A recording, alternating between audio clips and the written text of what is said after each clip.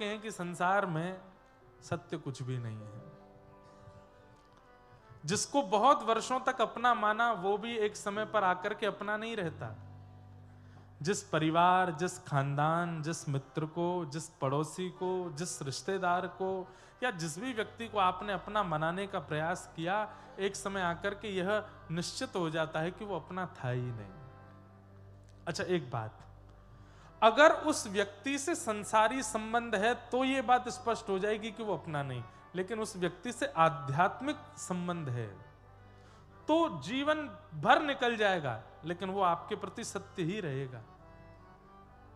उसके प्रति कभी असत्य भाव नहीं आ सकता। इसलिए हम तो कहते हैं कि बिचौलिया आध्यात्मिकता को रखो, भजन को रखो।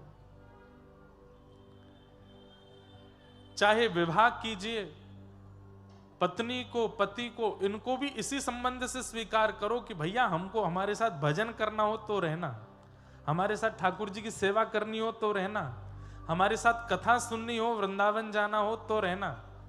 पैसा कमाने की बात, संसारी व्यवहार की बात, ये सब बाद में करना। जितने युवा भाई बहन बैठे हैं, पहली बार में जिससे विवाह करने का, संबंध बनाने का भाव प्रस्तावित घर वाले कर दें कि इससे विवाह करना है, सबसे पहले उससे इन्हीं बातों को क्लियर कर लो। आध्यात्मिकता को मध्यस्थ रखते हुए जब आप संबंध में प्रवेश करेंगे, वो संबंध सदा सत्य होगा। लेकिन जहां पर मध्यस्थता धन है, संसारी इच्छाएं हैं, घूमना फिरना, व्यसन करना आदि आदि है, तो वहां असत्यता का अनुभव तो होगा। किसी भी संबंध में जाइए, आध्यात्मिकता को मध्यस्थ रखिए। किसी को मित्र बनाते हैं तो उससे भी यही बात करो कि भाई देखो, तुम्हारी हमारी बातचीत होंगी, हम दोनों मिलेंगे तो आध्यात्मिक चर्चा होगी, थोड़ी कथाओं की चर्चा करेंगे। कभी तुम मुझे कोई चरित्र सुनाओ तो वो कहे भैया मुझसे नहीं होगा, तो फिर बहुत अच्छा है ना, ऐसे मित्र से दूरी बना के रखो। जो नहीं कर सकता उससे दूर रहो।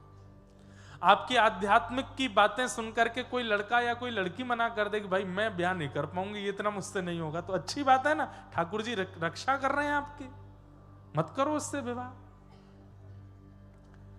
इन्हीं संबंधों से आध्यात्मिकता को मध्यस्थ रखते हुए संतान की कामना रखो कि हे नाथ, हमें पुत्र हो चाहे पुत्री हो, वो भी हमें इसी भाव से प्राप्त हो कि वो कालांतर में चल करके आपका भजन करे, आपकी कथा सुने, आपके सेवा में रत रहे। भैया आज के आधुनिक भारत में और आधुनिक वर्ल्ड में एक बात मैं आपको कह दूं,